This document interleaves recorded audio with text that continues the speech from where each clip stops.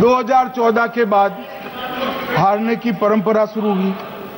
हारने की परंपरा शुरू होने के बाद हाँ जीते ही है, मगर हारने की भी परंपरा हुई है। मान्यवर, हारने की परंपरा शुरू करने के बाद इन्होंने सबसे पहले ईवीएम को निशाना बनाया। आज मैं आपके माध्यम से सदन को और सदन के माध्यम से देश की जनता को बताना चाहता हूं, ईवीएम कौन लेकर आया इस देश में।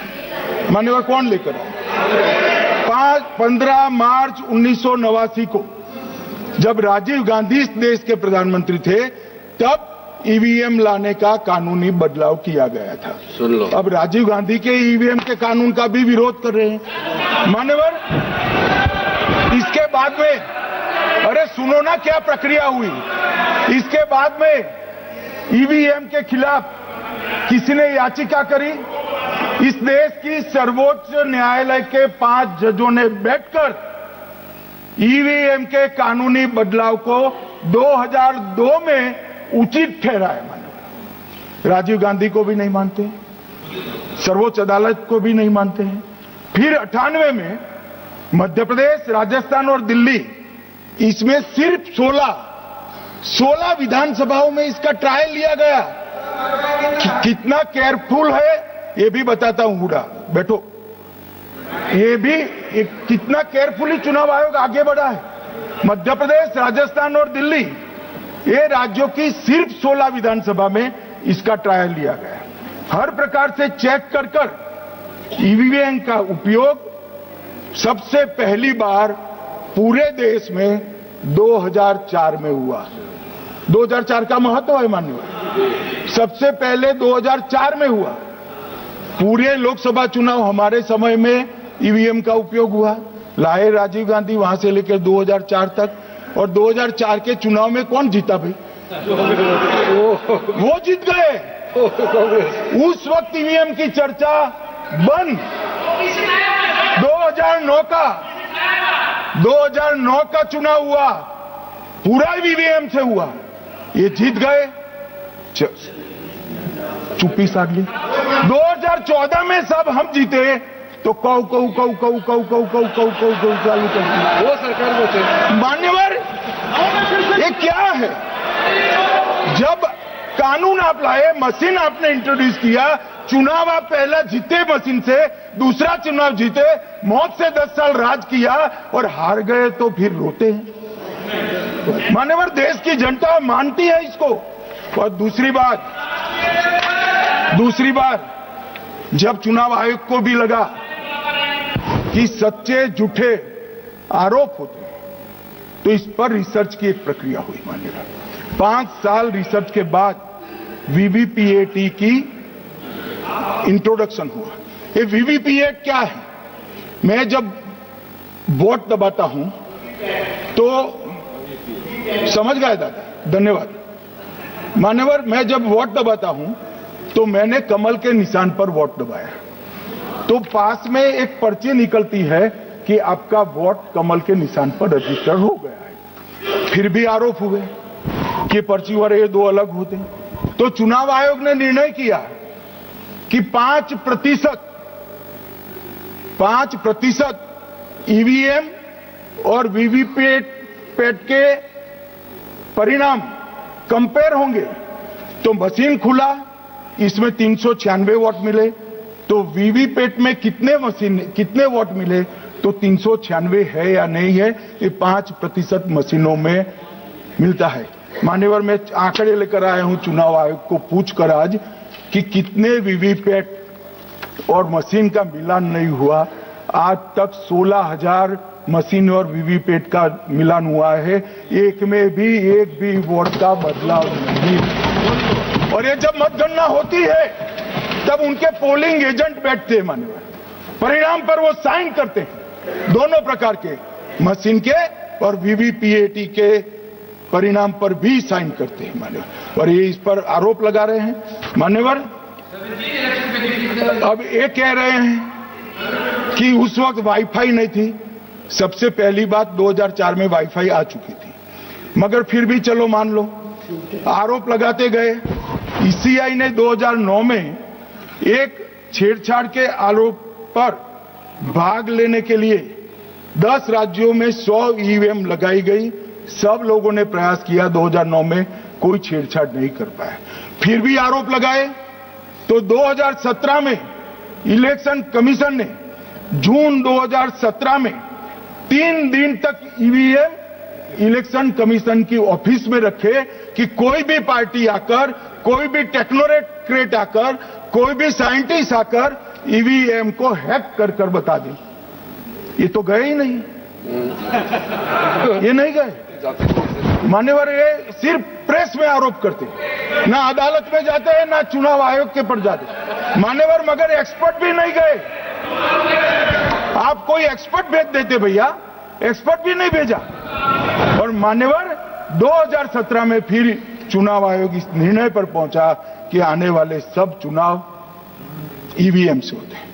अब चुनाव आयोग ने तो निर्णय कर दिया, मगर मैं भी साहब थोड़ा ज्यादा सोचता हूं। तो मैंने सोचा साला ये चुनाव आयोग कहता है कुछ नहीं हो रहा है, कुछ नहीं हो रहा है, तो ये लोग आरोप क्यों लगाए?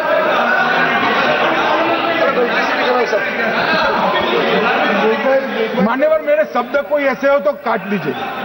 काट दिया राहुल जी।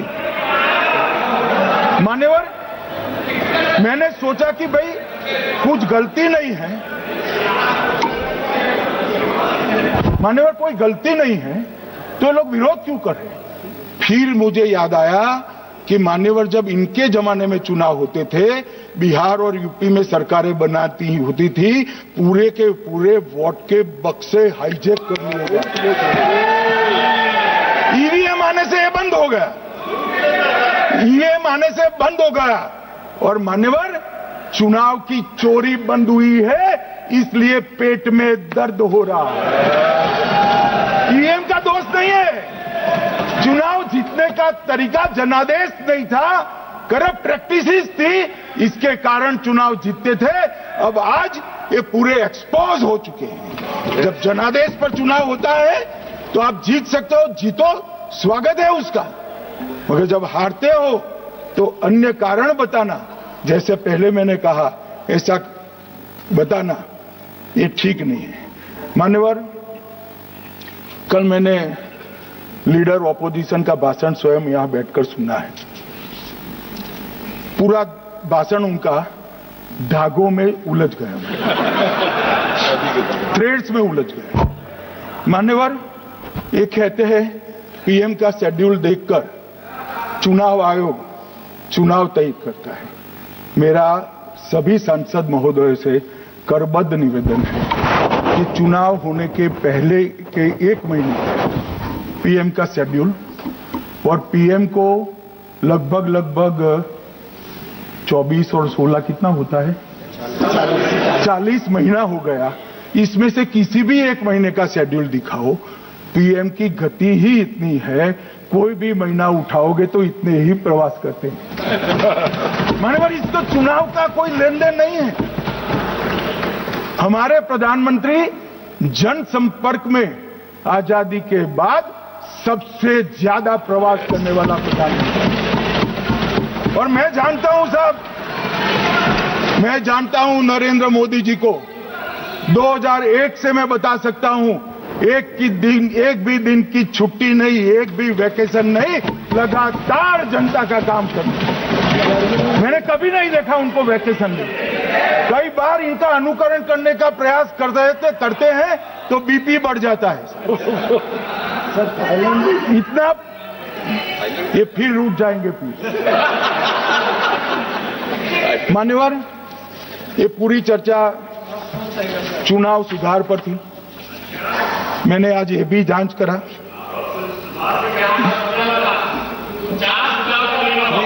सुनो ना, जरा धैर्य रखो भाई। मान्यवर, मैंने आज सुबह चुनाव आयोग के वहां जांच कराई। जांच मतलब कोई गोपनीय चीज नहीं पूछी है, आप इसका इश्यू मत बने। मैंने ये पूछा कि चुनाव सुधार के लिए मई 2014 के बाद कौन सी पार्टी से कितने आवेदन आपको मिले, क्योंकि चुनाव सुधार जो करना है इसकी प्रक्रिया क्या है। चुनाव सुधार सभी राजनीतिक दलों के साथ चर्चा कर चुनाव आयोग भारत सरकार के विधि मंत्रालय को भेजता है और विधि मंत्रालय इसका कानून बनाकर संसद के सामने रखता है। ये प्रक्रिया है। तो मैंने सोचा कि इतना बड़ा हो हल्ला हुआ तो ढेर सारे चुनाव सुधार कांग्रेस पार्टी ने दिए होंगे, तो मैं जरा उसका पुच्छा कर दूं, लगे हाथ तो इसकी भी बात कर लूं। इसमें गोपनीय क्या है? तो मैंने पूछा तो साहब मुझे एक रहस्य मालूम पड़ा कि आज तक मई 2014 से चुनाव आयोग को एक भी चुनाव सुधार का सुझाव कांग्रेस पार्टी से नहीं। मान्यवर,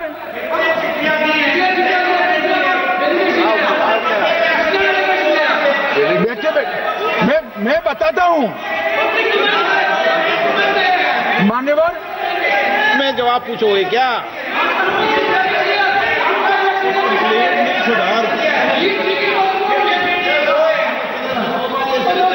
आप भी बोले, हर बोलने पर एक एक बार उठेंगे क्या? हर चीज का जवाब पूछेंगे क्या आप? नो, ये तरीका ठीक नहीं है। नो, ये तरीका ठीक नहीं है। नो माननीय सदस्य, प्लीज बैठिए बैठिए बैठिए बैठिए बैठिए बैठिए बैठिए बैठिए अच्छी परंपरा रखें। ओके,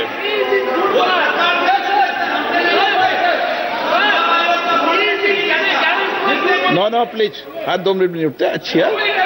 नो, ऐसी नो, प्लीज बैठिए आप, प्लीज बैठिए, प्लीज बैठिए, प्लीज बैठिए, सुनिए, प्लीज प्लीज बैठिए। माननीय सदस्यगण, ये कभी परंपरा नहीं रही कि सत्ता पक्ष और प्रतिपक्ष का कोई भी माननीय सदस्य कभी बोल रहा हो तो हर विषय पर बैठे बैठे टिप्पणी करना या हर विषय पर खड़े होकर सवाल पूछना, ये परंपरा कभी नहीं रही। आपने भी भाषण दिया आज, आपको कोई ने बीच में उठ के पूछा कोई ने? माननीय गृह मंत्री जी, अच्छी परंपराएं लागू करो, अच्छी तरह चलाएं सदन। मैं मेरे स्टेटमेंट पर कायम हूं। नरेंद्र मोदी सरकार बनने के बाद आज तक कांग्रेस पार्टी ने चुनाव आयोग को एक भी चुनाव सुधार का प्रपोजल नहीं दिया। मान्यवर, ये कई बार मिलने गए हैं, मैंने उनका प्रेस कॉन्फ्रेंस भी देखा है। उनका प्रेस कॉन्फ्रेंस था चुनाव प्रक्रिया के अंदर उनका जो डिस्प्यूट है वो ऑन गोइंग इलेक्शन में इसको रजू करने का।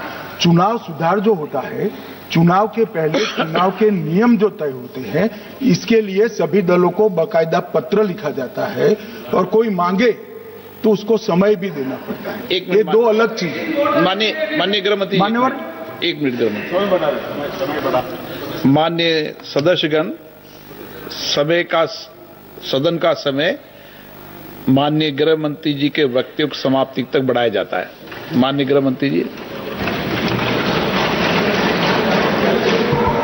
मान्यवर।